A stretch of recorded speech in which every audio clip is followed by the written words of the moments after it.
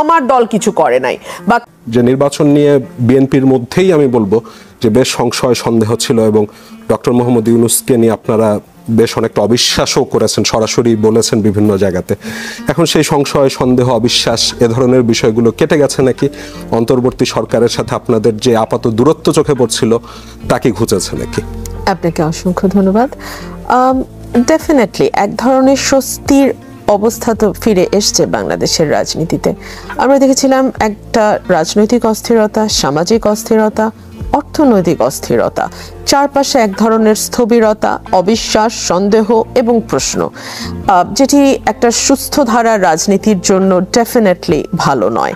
সেই জায়গা থেকে ডক্টর মোহাম্মদ ইউনূস এবং বিএনপির ভারপ্রাপ্ত চেয়ারম্যান জনাব তারেক রহমানের যে বৈঠক, এটি বেশ দীর্ঘ বৈঠক হয়েছে, 1.5 ঘন্টা 1-on-1 মিটিং হয়েছে এবং শুরুতেও আমরা তাদের দুজনকে যেরকম হাস্যোজ্জ্বল এবং কর্ডিয়াল দেখেছি, যখন ভারপ্রাপ্ত চেয়ারম্যান বের হলেন তখনও কিন্তু আমি তার মধ্যে সেই কনফিডেন্স এবং সেই হাস্যোজ্জ্বল একটা আস্থার যেই প্রতিচ্ছবি, সেটা আমার কাছে মনে হয়েছে যে একটা সফল মিটিংয়ের যেই আউটকাম হওয়ার কথা সেটি। এবং অত্যন্ত লক্ষণীয় বিষয়, বিএনপি কিন্তু এর আগে বেশ কয়েকবার এই অন্তর্বর্তী সরকারের সঙ্গে বৈঠক করেছে, নানান বিষয়ে আলোচনা হয়েছে, কিন্তু কখনোই বিএনপি মিটিং থেকে বের হয়ে এসে আমরা সন্তুষ্ট বা একটা আশাব্যঞ্জক আলোচনা হয়েছে এরকম কথা কিন্তু আমরা শুনিনি। This is for the first time আমরা দেখলাম যে দুজন প্রধান, সরকার প্রধান এবং বিএনপির রাজনৈতিক দলের প্রধান হিসেবে জনাব তারেক রহমান, তারা যখন এই বৈঠকটি করলেন, দুজনের মধ্যে এক ধরনের আস্থা, বিশ্বাস এবং কি বলবো, এক ধরনের বাংলাদেশের রাজনীতিতে যে একটা স্থিতিশীলতা আসতে যাচ্ছে সেই বার্তা আমরা পেয়েছি। এর কাছ থেকে প্রশ্ন নিয়ে আসবো, ওপাশ থেকে আপনি করবেন প্রথম প্রশ্ন। জি, একটু সংক্ষেপে করবেন। আমার যে প্রশ্নটা সেটা হচ্ছে রুমিন ফারহানা ম্যামের কাছে, যে বিগত আওয়ামী লীগ সরকারের আমলে আমরা দেখেছি যে আওয়ামী লীগের যেই অঙ্গ সংগঠন অর্থাৎ ছাত্রলীগ, তো তাদের বিরুদ্ধে কেউ যদি কোনো প্রকার আওয়াজ তুলতো বা কথা বলতো, তো যারা কথা বলতো তাদের উপর হচ্ছে আওয়ামী লীগের লোকজন ঝাঁপিয়ে পড়তো। তো এখন বর্তমান সময়ে এসে আমরা দেখতে পাচ্ছি যে বিএনপির যেই অঙ্গ সংগঠন আছে অর্থাৎ যুবদল বা ছাত্রদল, তাদের বিরুদ্ধে যদি কেউ কথা বলছে তারাও আওয়ামী লীগের মতো সেই সেম কাজটাই করছে। তো এখন আমার প্রশ্ন হচ্ছে যে সাধারণ যেই জনগণ বাংলাদেশের, তারা কি আসলে তাদের মতামত প্রকাশের যেই স্বাধীনতাটা, সেই স্বাধীনতাটা কি আসলে কোনোদিনই পাবে না? কি বলবেন এই সম্পর্কে? আপনি করবেন ওখান থেকে। দুটো কাগজ কলম দিতে মনে রাখতে পারবো। আমি তাহলে মনে করে দিব। আসসালামু আলাইকুম, আমি জান্নাত রহমান আনানিয়া। আমার প্রথম প্রশ্ন হচ্ছে আপুর কাছে, সেটা হচ্ছে যে বৈষম্যবিরোধী ছাত্র আন্দোলনের সময় এবং পরবর্তী সময় সাধারণ জনগণের পাশাপাশি বিএনপির বড় বড় নেতাকর্মীদেরও একটা কৃতজ্ঞতা বোধ স্টুডেন্টদের প্রতি হচ্ছে দেখা গিয়েছে, কিন্তু পরবর্তীতে সময়ের সাথে সাথে সেটা পরিবর্তন হয়ে এখন এমন দেখা যাচ্ছে যে বিএনপি হচ্ছে একটা মেইন রোল প্লে করেছে বৈষম্যবিরোধী ছাত্র আন্দোলনে, যেখানে এত বছর ধরে বিএনপির ডাকে সাধারণ জনগণের সারাটুকু আমরা দেখেছি এবং বৈষম্যবিরোধী ছাত্র আন্দোলনের ছাত্রদের যে ডাক ছিল সেটাতে জনগণকে নিজেদের হাতে জীবন নিয়ে আন্দোলনে ঝাঁপিয়ে পড়তেও আমরা দেখেছি। দুইটার মধ্যে তফাৎ রয়েছে।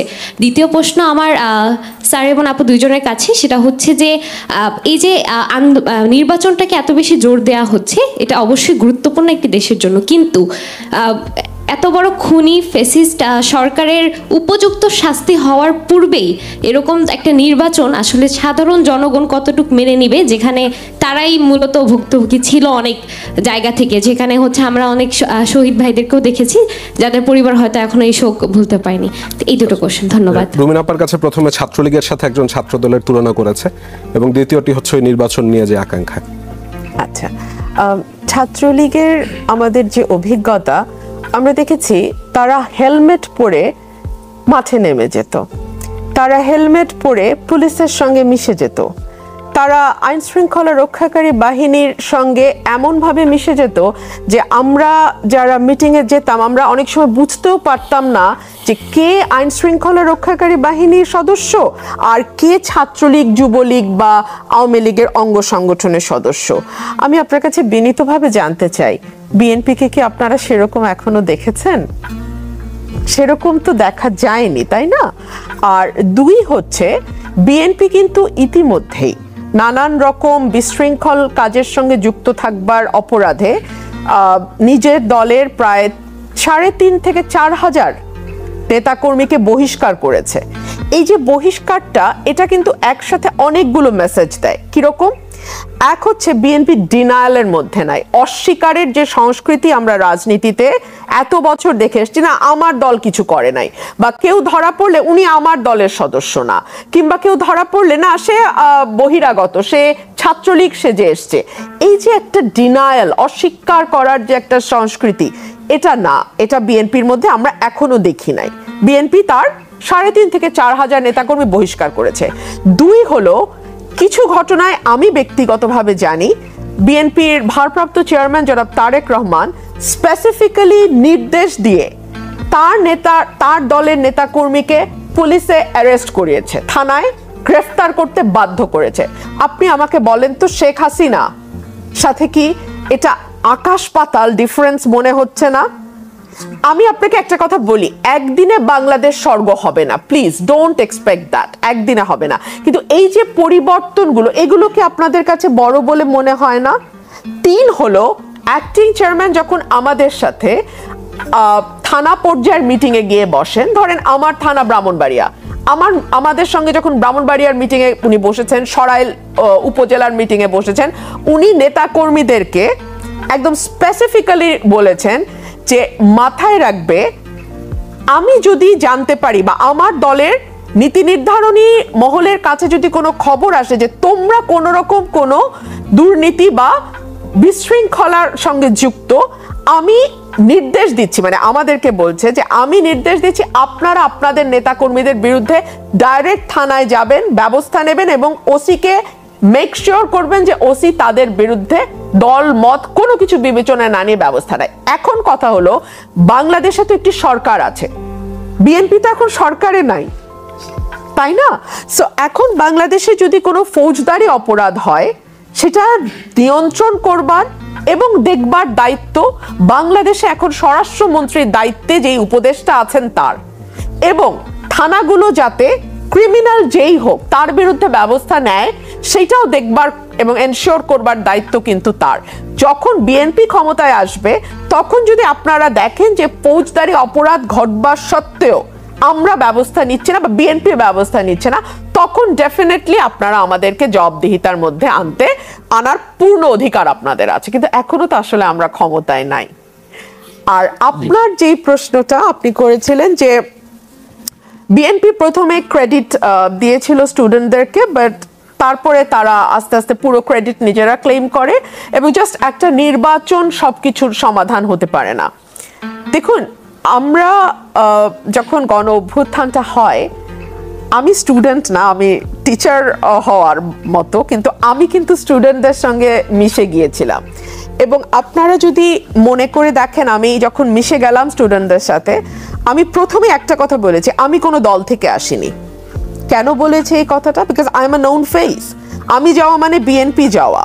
আমি কেন এই কথাটা বলেছি এ কারণেই, যদি আমি বলি আমি বিএনপি থেকে গেছি, সরকার মানে শেখ হাসিনা সরকারের নির্বিচারে এই আন্দোলন দমন করে ফেলার একটা অজুহাত তারা তৈরি করতে পারতো, যেটা একটা পলিটিক্যাল মুভমেন্ট, এটা সরকারকে সরানোর মুভমেন্ট, এটা একটা রাজনৈতিক আন্দোলন। সো এটাকে দমন করো, অতীতে 15 বছর যেভাবে দমন করেছে সেইভাবে দমন করতো। সো সেটা যাতে না করে, আমাদের ছাত্র দল, আমাদের যুব দল, আমাদের বিএনপির বহু নেতাকর্মী এই আন্দোলনে কিন্তু মিলেমিশে গিয়েছিল। আমি যখন শহীদ মিনারের মানে ইয়েতে দাঁড়ানো লক্ষ লক্ষ জনতা আমার সামনে, আপনাদের মনে থাকার কথা 3 তারিখের কথা আমি বলছি, আমার চারপাশ থেকে আস্তে করে বলছে, আপা আমি কিন্তু ছাত্র দল, আপা আমি কিন্তু ছাত্র দলের অমুক থানার। আমি চুপ, কোনো বলো না এই কথাগুলো, ঠিক আছে? কোনো ব্যানারে যদি তারা আসতো, ছাত্র দল, ছাত্র শিবির বা ছাত্র অধিকার, তাদেরকে মাটির সঙ্গে মিশিয়ে দেয়া হতো, এই আন্দোলন সফল হতো না। সো এই আন্দোলনে আমরা পিছনে না থাকলে এই আন্দোলন এত বড় রূপ লাভ করতো না। আবার আমরা আমাদের পরিচয় দিয়ে সামনে আসলে এই আন্দোলনকে একদিনের মধ্যে ক্রাশ করে ফেলা হতো। সো রাজনীতিতে কৌশল খুব গুরুত্বপূর্ণ। আপনি চিন্তা করে দেখেন, আজকে যখন স্টুডেন্টরা একটা মিটিং কল করে, তখন যদি তারা জামাত কিংবা ইসলামী আন্দোলন বা অন্যান্য ইসলামিক দলগুলো বা গোষ্ঠীগুলো, হেফাজত, তাদের সাহায্য না নেয়, কেবলমাত্র এনসিপির নামে কোনো প্রোগ্রাম অর্গানাইজ করার চেষ্টা করে, আমরা সেখানে মানুষকে দেখি না। আমি এভাবে বলতে চাই না, বাচ্চারা আমাদের ছোট ভাই বোন, আমাদের ছেলে, আমাদের সন্তানের মতো, বাট আনফর্চুনেটলি করাপশনের অভিযোগ তাদের বিরুদ্ধে এসছে। শত শত কোটি টাকা যেটা হাসিনার সময় 15 বছরে লেগেছিল, সেটা 15 মাসে হয়েছে, এবং আরো অনেক অভিযোগ এসছে, যেটা একটা রাজনৈতিক দলের সূচনাতেই অনেক বড় ধাক্কা। আমি একটু জনাব আলতাফ পারভেজ আপনার কাছে চলে আসতে চাই। আপনার কাছে একটি প্রশ্ন ছিল যে নির্বাচন মানে বিচার প্রক্রিয়া না শেষ করে নির্বাচনের দিকে যাওয়াটা কিভাবে দেখছেন? এটা আমি উত্তর দিচ্ছি। আমি এর আগে কি এই বিষয়ে একটু জি অবশ্যই। আপনি বললেন যে বিএনপির অঙ্গ সংগঠনগুলোর কোনো সদস্য যদি কোনো অপরাধ করে সরকারের দেখার দায়িত্ব, এবং 3-4 হাজার বহিষ্কারের ঘটনা বললেন। ঠিক আছে, এটা ভালো উদ্যোগ, ভালো প্রস্তাব, কিন্তু আমি বলছি 15 বছর ধরে বিএনপি একটা সংগ্রাম করছে একটা রাজনৈতিক পরিবর্তনের জন্য, এবং একটা গণ অভ্যুত্থান দেশের সবাই মিলে করলো, যাতে বিএনপির অনেকেও জীবন দিয়েছে। এত বড় একটা অধ্যায়ের পরে বিএনপির কর্মীদের ভিতর এখনো এইভাবে অপরাধ প্রবণতা থাকে কেন? মানে তাদের, আপনারা নেতৃবৃন্দ, তাদের মধ্যে বা এই দলের ভিতর একটা ইন্তিফাদা, মানে যেটাকে প্যালেস্টাইনিরা বলে যে একটা আত্মার অভ্যুত্থান হলো না কেন? যে এখন লুটপাটের সময় নয়, এখন চাঁদাবাজির সময় নয়, এখন দখল বাণিজ্যের সময় নয়। মানে এইটা একটা সরকার তো আপনারা গঠন করতে পারেন, বা এখন একটা সরকার রয়েছে, এরকম একটা দল নিয়ে কি আমরা উদ্বিগ্ন হওয়ার বাস্তব কারণ নেই? যদি পরিবর্তিতই না হয়, এত বড় মুক্তিযুদ্ধের ভিতর দিয়ে তো একটা পরিবর্তন ঘটেছিল, এটা তো মুক্তিযুদ্ধের মতোই একটা বড় ঘটনা। আমরা বলছি 24-এর অভ্যুত্থানকে, এত বড় ঘটনা একটা দলের র্যাঙ্ক অ্যান্ড ফাইলে কোনো পরিবর্তন কেন ঘটালো না? এটা আমার একটা বিষয় জাগে।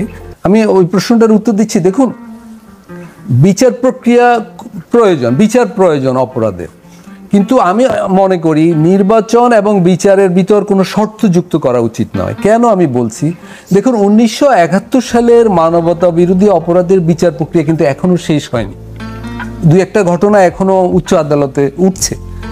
ফলে এবারের যে অপরাধ, এত মামলা, মানে এত ঘটনা, এত অপরাধ, দুর্নীতি, হত্যা, গুম, এগুলো দেশে বিদেশে মিলিয়ে এগুলো হয়েছে। ফলে এগুলার তদন্ত বিচার কিন্তু অনেক দিন চলবে, এটা অনুমান করা যায়। এখন যদি আমরা বলে দিই যে অমুক দিনের ভিতর বিচার শেষ করতে হবে, অমুক দিন নির্বাচন হবে, তাহলে এটা ন্যায্য বিচার হবে না। তার মানে মনে হবে জোর করে আমরা একটা বিচার করে দিচ্ছি, রায় বের করে নিয়ে আসছি। আমি বলবো যে বিচার প্রক্রিয়াটা স্বাধীনভাবে চলা উচিত, এবং নির্দলীয় অরাজনৈতিকভাবে শুধু বিচারালয়ের এখতিয়ারে হওয়া উচিত, বিচারপতিদের এখতিয়ারে হওয়া উচিত। কিন্তু বিরোধী দলগুলোর বা সব রাজনৈতিক দলের একটা সুস্পষ্ট অঙ্গীকার থাকা উচিত যে 1971 সালের যুদ্ধ অপরাধের মতোই 2024-এর আগের গত 15 বছরের সকল ধরনের অন্যায় অবিচারের বিচার আমরা যারাই ক্ষমতায় যাই তারাই করব, এটা কোনো বাধা দিব না, এবং সেই বিচার প্রক্রিয়া আমরা প্রভাবিত করার চেষ্টা করব না। কিন্তু বিচার এবং নির্বাচন শর্ত সাপেক্ষ হওয়া উচিত নয়, তাহলে আমরা নির্বাচন বিলম্বিত